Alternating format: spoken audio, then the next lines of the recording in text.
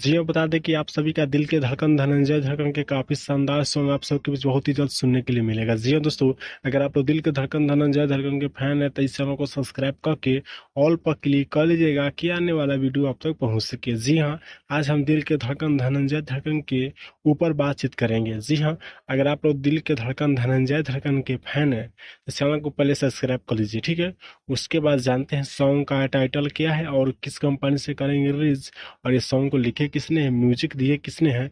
तो आप लोग इस वीडियो को शुरू से अंत तक जरूर देखिएगा, ठीक है। तो चलिए स्टार्ट करते हैं। जी हाँ, सॉन्ग का टाइटल है सैया के नाग, ठीक है।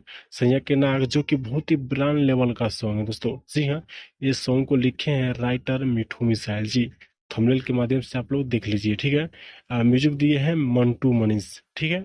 मंटू मनीष जी दिए हैं